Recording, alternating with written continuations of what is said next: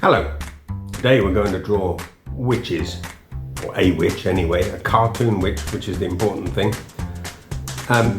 They are pretty straightforward because they're old ladies, but they tend to be perceived as being slightly off their heads.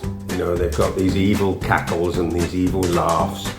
They have warts on their nose, they have teeth missing and all that kind of thing. I mean, historically they were simply very old women who had nothing. They had no furniture, no house, no nothing really. They just lived in absolute squalor. And they cursed everybody because they were unhappy. But people in those days used to read something into it and think, you know, my cow got sick, so it must have been a witch that did it, because I saw the witch shouting at me, or some such thing. You know. Anyway, they're great fun. They're hilarious, really. I love witches, and I'm going to show you how to draw one from scratch. Fortunately for me, I have a witch in my repertoire from my own comic strip, and she's called Esme Gattooth, and that is who we're going to draw. So come along with me and see how it's done. Now we're going to draw a witch.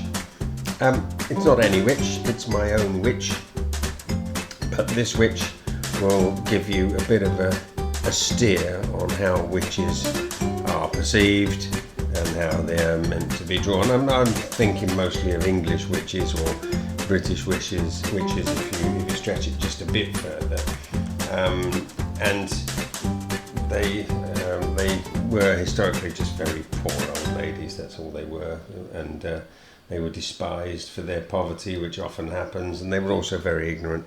Anyway, my particular witch is a character from my own comic strip, and she's called Esme Gattooth.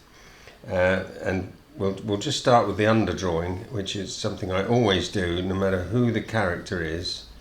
It doesn't matter. We start with the sphere, which is the basis for all heads, and I'm going to show her with her head thrown back somewhat, cackling devilishly. About, I don't know, she's got revenge on somebody or something like that with a terrible spell. Gattooth is an expression. You would think it would be gap with a P, but it's gat with a T, and I got that from William Chaucer. Geoffrey Chaucer. Beg your pardon, Geoffrey Chaucer. Who described some woman as comely and gat-toothed, so I thought that was quite nice for the period. Anyway, Esme has a big long nose like this,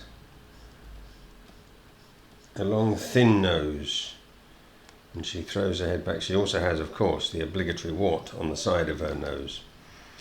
I'm going to have her goggle-eyed with excitement at what she's done. So you put the pupil right in the middle of the eye that way and bring the eyebrow down hard on top of the eye. Make the other eye a bit smaller. You can't see the pupil of the other eye anyway. And now here where her mouth is, I'm going to put a huge laugh like this. She's got a great long chin. You know, you can't have a witch. Well, you can't have an old lady witch who's comely and good looking and that sort of thing. They can, of course, change their shape and become just as gorgeous as they want to at any time. That's one of their great powers, as we all know. So here's the gap in the teeth right there. The rest of her we'll leave as a void, because really we're just showing her taking great pleasure. You can see by the way this is that I've drawn this woman before, and I certainly have. I have a full comic strip with a, it's been drawn as a daily strip that you might see either on a website or perhaps in a publication where it would come out on a regular basis. So this is her head, and you can't see her ears, and the reason is that, and I'm doing this in the pencil stage at the moment, she has the most wild and crazy hair like this, and so her ears are going to be well hidden, and she wears the kind of clothes that people used to wear in the 14th century when the stories are set. she's you know, a typical witch in that she's very much a sort of appears to be very underfed. It's always one of the great wonders of it. Witches are supposed to be so powerful with their magic, but they could never be so powerful to feed themselves in such a way that they weren't skinny old crones. Anyway, she's having a great old time here, and this is her hand. I want the hand to splay like this. This is the end of the hand, and then we push the fingers out like that, so that she's kind of crowing in triumph. You see this with sports people, and they've just won something. They tend to do this kind of look at me kind of hand gesture. Well, she's just the same. Her clothes are loose fitting because the clothes that are of the period were tended not to be made, well, for the general population they weren't made to fit. You just slung them on and hope they fitted. So we're going to show her hands like this. I've got another film which is purely on the subject of hands, and it shows you how to think about it. As with all these things, it's how you think about it that makes it possible for you to do it. And as you can see here, I can work quite quickly through this. But we're getting a pose where I'm just going to draw this line here. It goes right down through the middle, and it's like that. And this is what we want. We want the action. If you imagine somebody standing and crowing like a cockerel on a dunghill, they tend to thrust their pelvis out, which is, you know, in most situations considered fairly vulgar. But that's what they do. And so here she is doing exactly that, because she's just, you know, got the better of somebody. And her shoes, they're nondescript. I'm not I like to draw characters from the medieval period, and I can promise you, these shoes, most people's shoes, were very nondescript. There was nothing much to see. Certainly not amongst the peasantry. It was just like a kind of a leather sock, if you like, that went over it.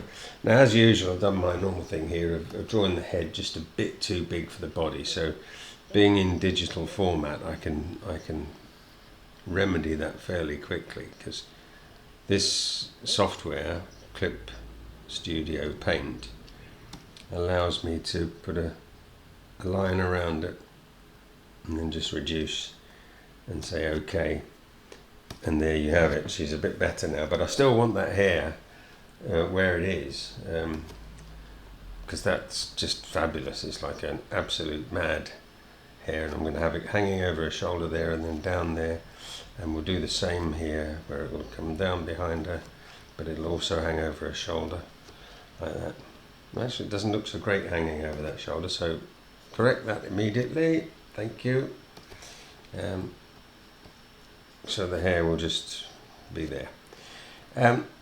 People of that period used to wear loose clothes that had hoods on them, but the hoods weren't always up. And it was a curious arrangement, but it sort of finished up with a bit at the front and then a bit at the back, which I'll just put in here showing, because it's going to be in shadow. So the weather's not that terrible that she's got to put the hood up. But one of the features of Esme is that she carries her charms and different spells and things like that in gourds, which are hung on strings around her neck. So here's a string, and here's a gourd, and we'll have it swinging like this. These gourds are known to sort of open up, rather like they're opening up the two halves of an Easter egg, and inside you find the thing that she's, the terrible spell that she carries with her. I mean, that's part of the charm and the joke of the cartoon witch, as I'm sure you understand. So that's the basic image of the witch. I mean, she looks quite good fun, doesn't she? You've got to say she's quite good fun. We'll give her something to stand on, just something that shows that she exists on something. And now what I'll do is I'll draw her with ink. This really this gives me a chance to be more expressive. Again, because I've done the underdrawing, I don't have to be super creative at this point, but just embellish things a little bit if I can. We want that in full black, so come on, that's it, full black, and we want to give this eye complete madness there. Actually, I don't really like the term madness in the modern era. I think we know enough these days not to be talking about that, but let's not get too political. The big nose comes out like this. It's a great long thing like a sausage, and it always has a wart on the side. And in the stories, although she's only got a wart on one side of her nose, whichever side I draw her from, you can see the wart, because for me it's emblematic of the 14th century witch. So let's block her in nicely now with the slightly bigger pen nib. Great thing about these drawing machines, especially the software and the stylus and that sort of thing, is very responsive. I can remember when they first came out and I thought, why on earth does anybody want to do that? But when you realise that it halves your working time, because any mistakes you make can be corrected almost at the very second you made them, and with no messing around. Plus you can immediately send your work by email without doing scans or anything like that. So the efficiency is quite astounding if you haven't used one of these yet. I certainly recommend it. Mine's a Wacom, but there are various out there. And as I say, they're really game changers. Pencil and paper and pen is all wonderful, certainly is, but these take it to another level. Anyway, back to the concept here. I could have been, I could have given her a pointy hat if I wanted to, but I wanted the witch to be my witch and not everybody else's witch. And you, when you come to draw your witch, you ought to be thinking like that too. How is your witch going to be? Is your witch going to have, for instance, an eye patch? You've got to bear in mind that these are people who lived in such abject poverty in their period that they didn't have any great medical help. They wouldn't have been able to afford a doctor, and they only ever tried to fix themselves with herbs. And you can imagine how wonderful that must have been. Every time you got something, it just stayed with you probably. I've got to make sure that I get this hair right, because it's got to make her look completely and outstandingly bonkers. As it turns out in the stories, she is bonkers, but she's more, she's not nasty. She's just has fun with people, kind of plays jokes on people, and everything's done at their expense. And so she has a great sense of humour as well. She's the heroine of the piece as far as I'm concerned. Although there are plenty of other characters, male characters, but they can't get the better of her. So here we are, finishing this hand. Little bit of detail in it, but we don't need to worry about too much detail.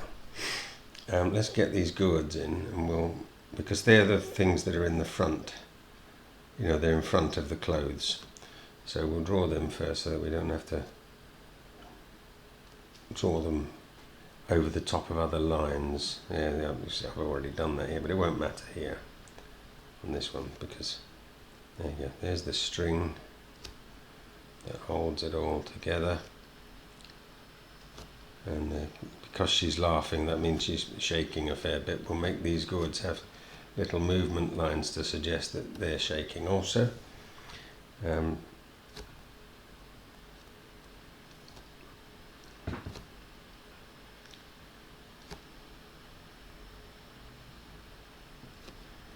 Just a kind of all she's wearing is a kind of a shift, really. It's like a shapeless item.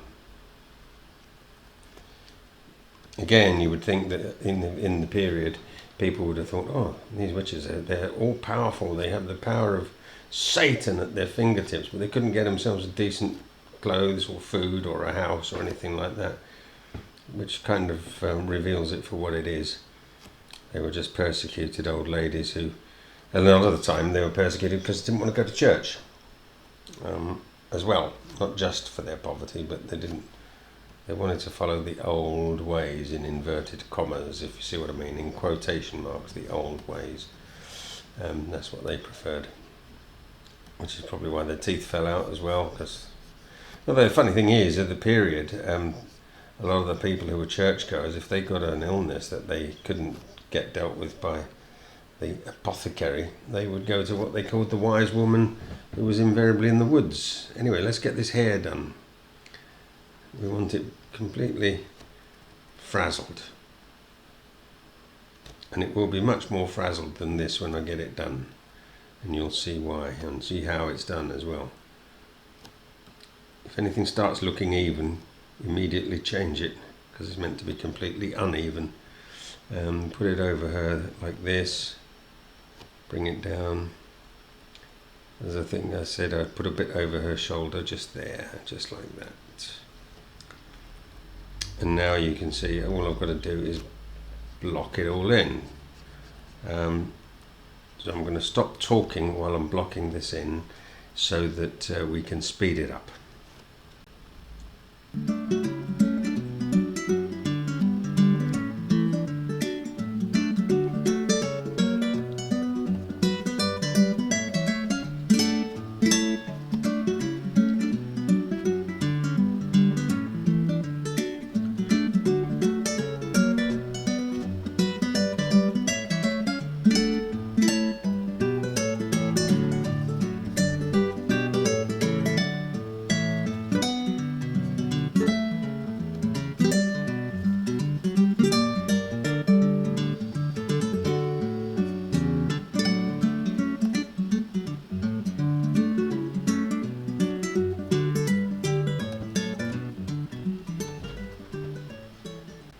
Okay, that's all filled in now, and what I'm going to do is make the hair even more crazy looking by choosing a pen size that's sort of hair thin, as it were, and then creating this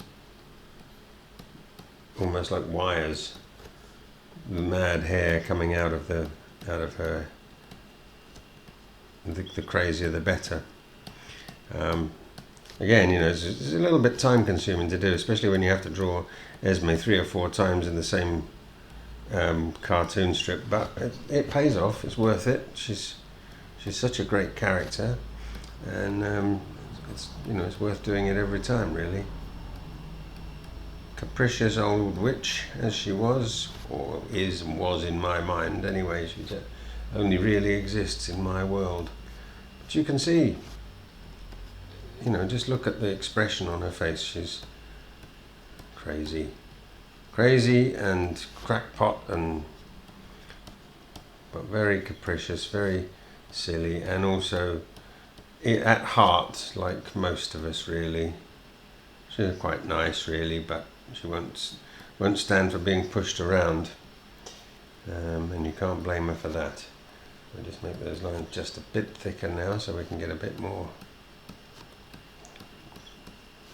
Yeah, that's good. Those are good lines. They taper off nicely at the end.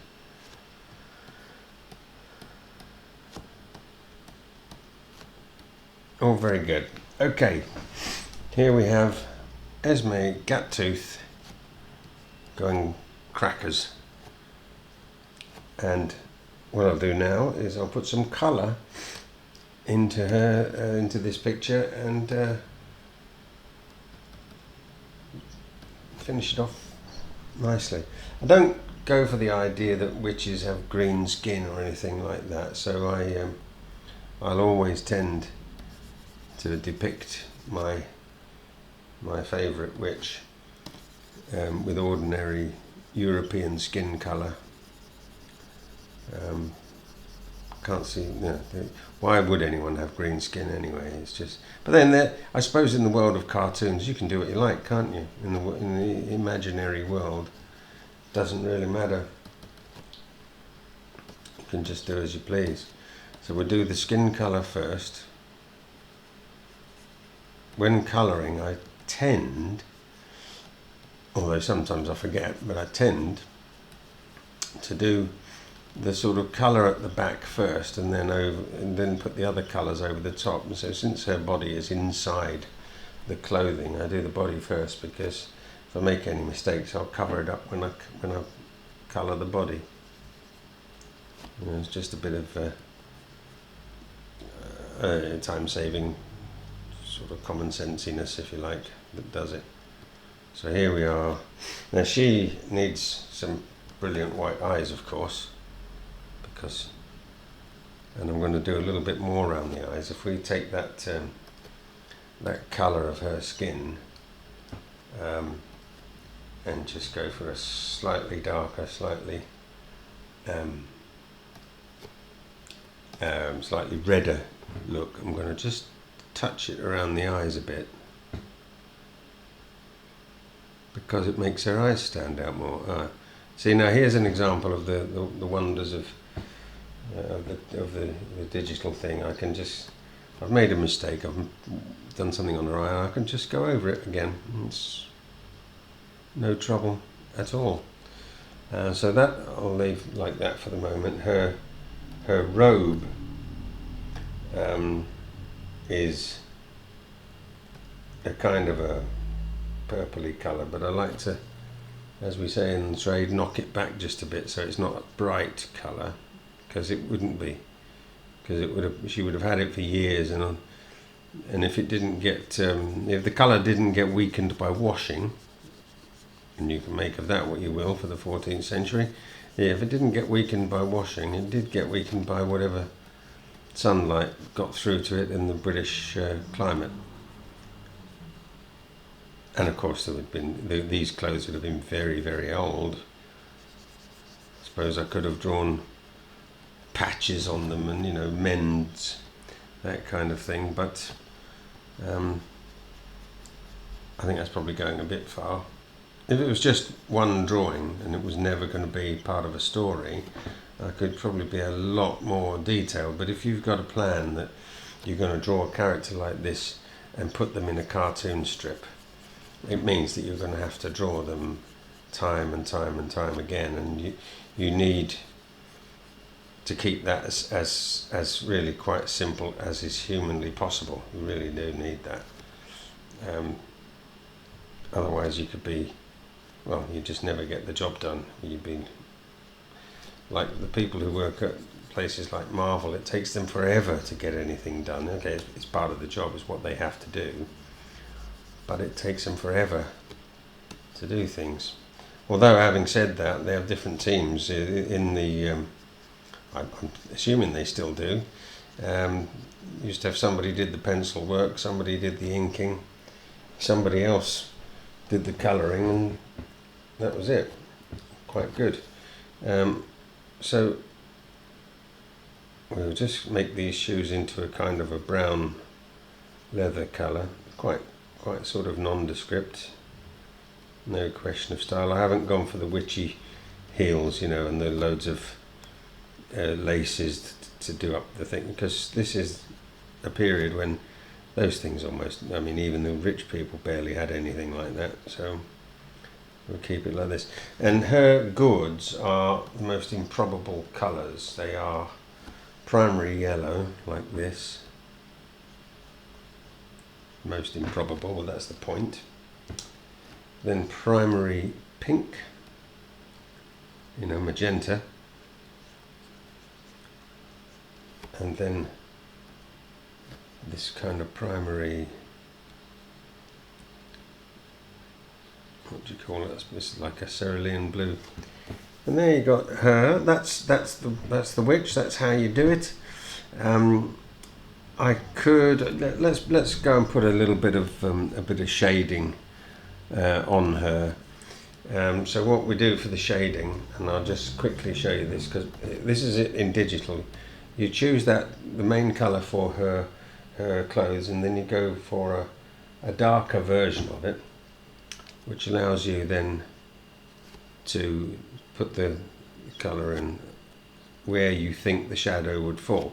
Now, don't get too worked up about this, because it falls differently all the time. There's no right or wrong about it. And it will, you know, if she stood in the same position twice, you never see the shadow appearing in the same place twice. So just use your own sort of artistic license to put the shadow on her. And of course there will be some under here where the light is from her, the chin, if you like, so we better, let's parody that chin there. There's going to be some on her face as well. So we'll just pick that colour there, we'll go slightly darker, and we'll where are we? So a little bit more on her, under her cheeks there, and in that fold around her mouth, and under her bottom lip,